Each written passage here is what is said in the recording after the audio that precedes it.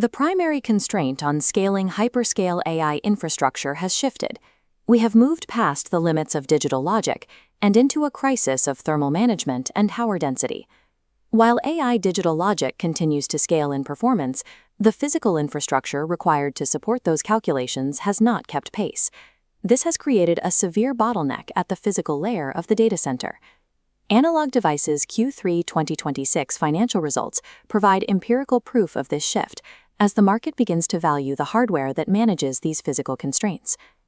Breaking down ADI's Q3 2026 revenue base, from a $4.02 billion total, 80% of communications revenue is concentrated in data center infrastructure. That demand drove 40% year-over-year revenue growth, with adjusted operating margins reaching 50%. These financials demonstrate that managing the physical environment of AI is now as critical and as profitable as designing the processors themselves. To navigate this physical bottleneck, ADI utilizes a strategic framework they call the dual engine architecture. Engine 1 is a hardware-first grid-to-core strategy. It focuses on supplying mission-critical power delivery silicon to centralized AI hyperscale environments. Engine 2 is a software-led edge-to-cloud strategy. This is designed to productize local intelligence for industrial AI applications in the field. These engines address spectrum, one solving the intense requirements of hyperscale power transmission, and the other enabling ultra-low power sensing at the edge. This structure allows ADI to capture AI capital expenditure at scale across the entire ecosystem without competing in the volatile market for GPU processors. In centralized data centers, power requirements are accelerating.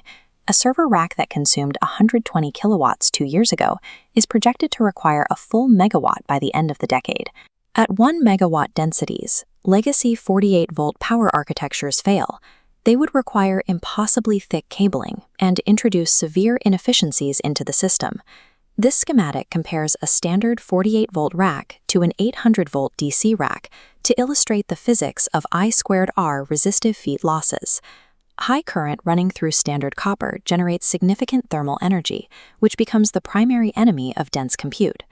By elevating the distribution voltage to 800 volts DC, the system can deliver the same megawatt of total power with a much lower current. This reduction in current allows for thinner copper busbars and a sharp decrease in resistive heat losses. With the power delivery streamlined, facilities can use sidecar units, relocating bulky power conversion blocks away from the primary server trays to create more physical space for GPUs. This transition yields an end-to-end efficiency improvement of up to 5% across the entire facility. However, moving to 800 volts DC introduces operational threats.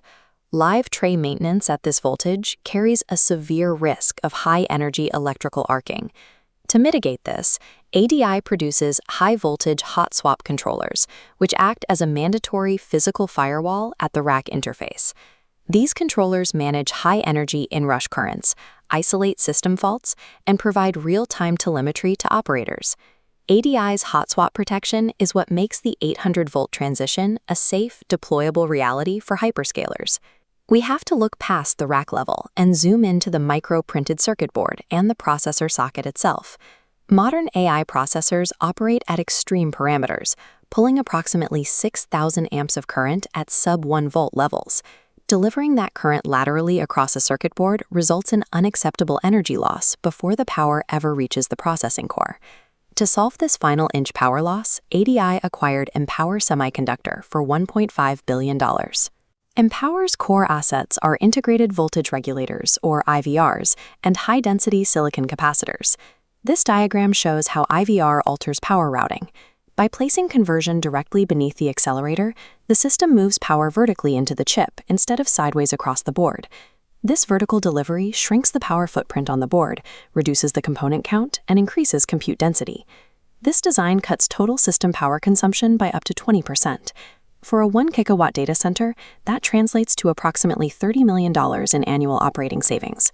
By vertically integrating package-level power delivery, ADI embeds its technology directly into the physical architecture of next-generation AI silicon. While centralized data centers process information, raw physical data is generated out at the localized industrial edge. Centralized AI training engines depend on vast, continuous datasets ingested from real-world edge sensors.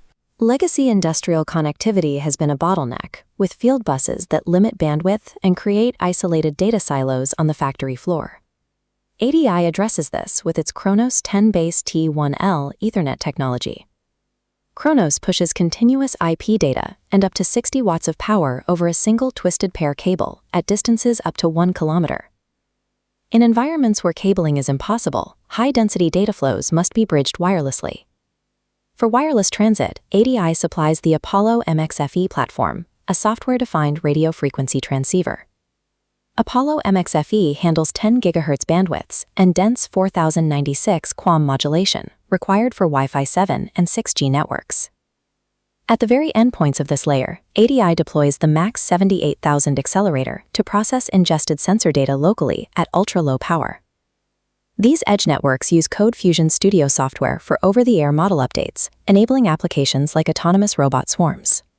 By controlling both the wired Kronos and wireless Apollo transit layers, ADI enables the physical transmission of the datasets entering the AI ecosystem.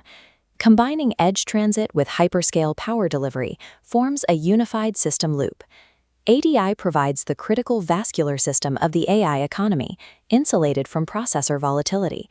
Their grid-to-core moat commands power via Empower IVR, while their edge-to-cloud moat controls data ingestion through Kronos and Apollo. The financial result is a 2030 addressable market projection that has more than doubled in just 1 year. By mastering the physical constraints of power density and edge transit, ADI has secured a high-margin competitive position for the next decade of AI scaling.